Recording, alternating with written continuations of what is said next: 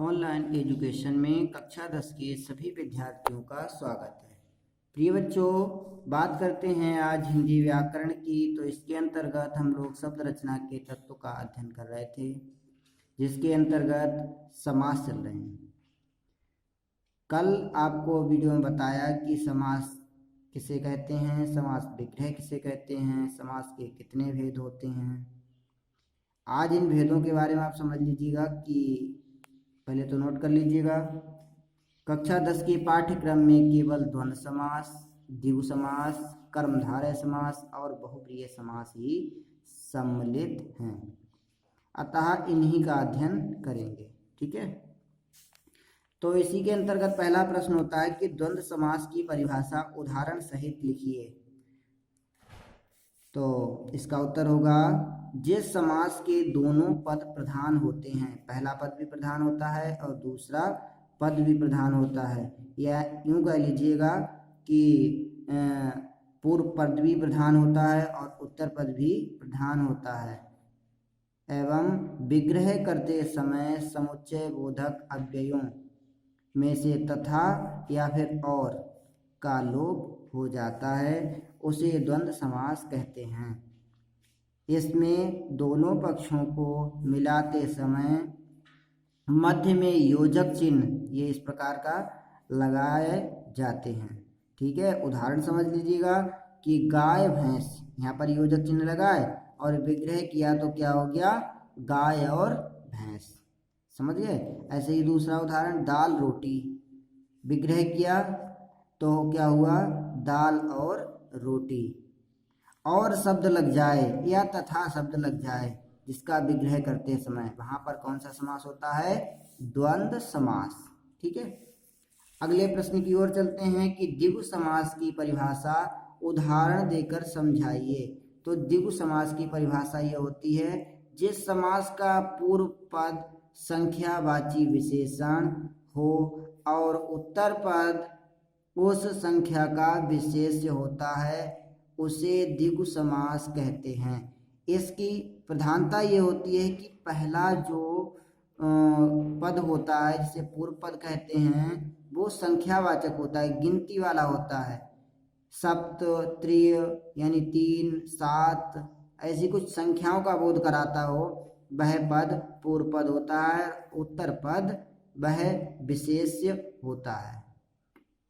ठीक है, तो उदाहरण देख लीजिएगा, त्रिभुवन, त्रिभुवन इसका अर्थ होता है 3 भुवनों का समूह, यही विग्रह हुआ। त्रिभुवन का विग्रह हुआ 3 भुवनों का समूह, जहां पर 3 भवन इकट्ठे बने हुए हों, उसे कहते हैं त्रिभुवन। ठीक है, तो यहाँ पर संख्यावाचक आ गया पहला पद त्रि। ठीक है, तो और समूह, समूहवाचक विशेष यानी इसकी विशेषता बता रहा है, तो विशेष से आ गया। ठीक है, भुवन, भुवन जो है विशेष हो गया। तो यहाँ पर कौन सा समास हो गया, द्विगु समास। और ऐसे ही दूसरा उदाहरण, चतुर्मास। तो चतुर 4 गिनती आ गई, यानी 4 महीनों का समूह। मास, मास हो गया विशेष, तो यहाँ पर चतुर्मास 4 मासों का समूह। यह इसकी विशेषता यही होती है कि पहला पद संख्यावाचक होता है, ऐसे स्थान पर द्विगु समास होता है। ठीक है, प्रश्न तीसरा कि कर्मधारय समास की परिभाषा उदाहरण सहित लिखिए। तो कर्मधारय समास की परिभाषा होती है जहां पूर्व पद और उत्तर पद विशेषण और विशेष्य या कह लो उपमेय या उपमान का संबंध हो, वहां कर्मधारय समास कहलाता है। इसमें उत्तर पद प्रधान होता है, यानी बाद वाला पद प्रधान होता है। ठीक है, जैसे कि उदाहरण समझ लीजिएगा, कृष्ण सर्प, काला है जो सांप काला है उसे कृष्ण सर्प कहा जाता है। ठीक है, इसका विग्रह हो जाता है काला है जो सांप। अगला, लौह पुरुष, लोहे के समान पुरुष। कमल नयन, कमल के समान नयन। आप लोग समझ गए होंगे कि कर्मधारय समास की पहचान, और कि इसका उत्तर पद प्रधान होता है, यहाँ पर सर्प प्रधान हो गया, और यहाँ पर लौह पुरुष, पुरुष प्रधान हो गया, कमल नयन यानी नेत्र प्रधान हो गया। ठीक है, बात करते हैं अगले प्रश्न की कि बहुब्रीहि समास की परिभाषा उदाहरण सहित लिखिए। तो बहुब्रीहि समास की परिभाषा होती है जिस समास में दोनों पदों के मिलने पर विशेष अर्थ देने वाला नवीन पद प्रधान होता है। यहाँ पर क्या होता है कि ना पहला पद प्रधान होता है ना अंतिम पद प्रधान होता है, इसमें जो इसका अर्थ निकलता है वह पद प्रधान होता है, वहां पर बहुब्रीहि समास होता है। ठीक है, तो इसका उदाहरण समझ लीजिएगा। त्रिलोचन, तीन हैं जिनके लोचन या नेत्र, तीन नेत्र वाले कौन है? शिव जी। यानी यहाँ पर ना ही शिव जी का नाम दिया है ना ही कुछ दिया है, केवल विशेषता दी गई है।